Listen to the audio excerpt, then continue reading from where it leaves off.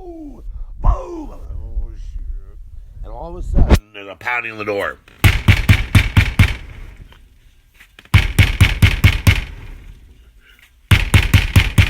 20 minutes, that door was being knocked on. I was behind my bed, on the side of the bed, and I hid. I said, no. Now, before this, I was in Alaska visiting my dad. I visited my dad in Alaska after I got through basic training and everything in Fort Dix, technical school for air base ground defense. And I was playing around with some flash powder that I bought in California when I visited my friend Robert. I was going to try and make squibs, which is, the special effects for exploding bullet holes. Well, I had to get rid of the gunpowder, the magic powder, the flash powder for cameras and stuff.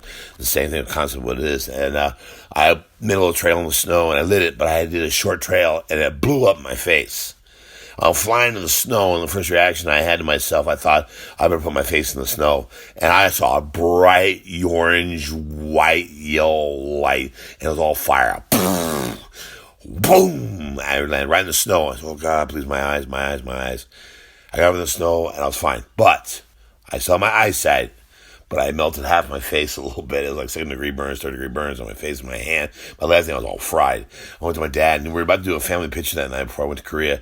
And I said, Dad, come to the hospital right now. So I goes to see my mother at work, and he gets back in the car and takes me to Eielson Air Force Base Hospital because I'm so dependent. And he said, Kirk, well, I wasn't dependent. I was now active duty, but I could use access to the base for medical reasons. And he said, you may have I think you're fooling me, but you're not. So I go inside and they do the gunky stuff and a little semi-surgery there and put the crap they put on burn victims' stuff on their wounds and stuff. And the doctor came out and said, your son has 3rd-degree burns. And my dad was floored. So when I got to Korea, I'm out there, and I couldn't participate in the major exercise they had out there for chem warfare, World War III and stuff.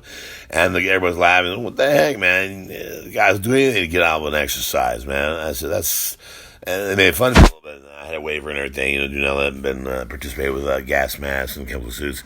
So I sat around listening to all this. I had to sit around with all the master sergeants, the brass and security police, and the back office, and just take notes and take out trash and make coffee. And so it was kind of cool, kind of like the scene with McGregor, Alec McGregor, the guy who played young Ben Kenobi in the Star Wars 1 and 2, 3, doing typing and stuff, and they sent him in the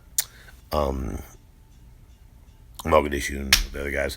But I stayed back. I didn't participate in the exercise. So later on, my wounds healed, but Ginger DeSanto, my best friend's sister, Ginger, was the nurse who had to clean my burns for a while, and it got better and everything. And then finally, about halfway through my tour in Korea, I could start participating in the major exercises in German warfare and stuff. It was pretty cool. I took a camera and I filmed everywhere that I could. And I just went to, I got an idea, and I went to ABGD, it's called Armed Forces Korean Network.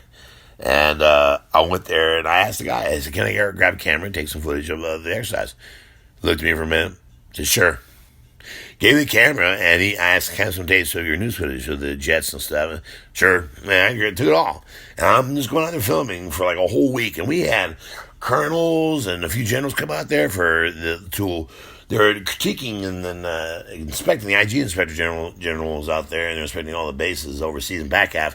And they came to me and said, well, what do you think, Mr. Benton? And I said, I gave a long speech about what it's like to serve my country, what I think of the exercise, and talked about the morale of the men and how good the training is and everything. And my squadron commander staying there, he was, go, Kirk, go, tell him everything. I told him everything.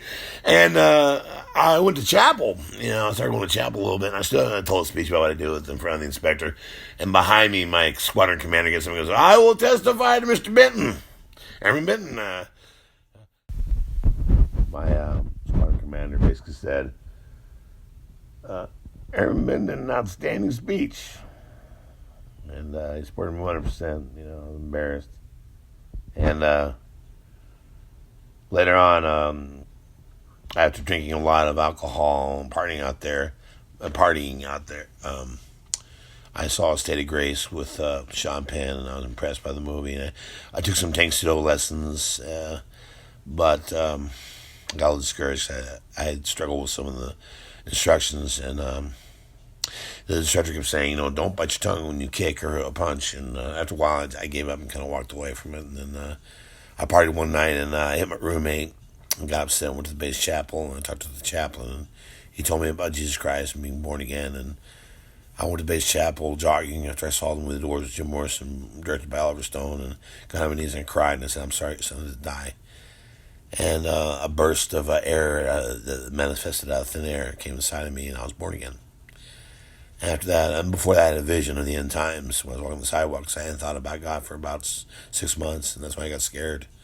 I saw 40 years of tribulation. Actually, I saw 40 years of Desert Storm and what we reaped from it. So that's it.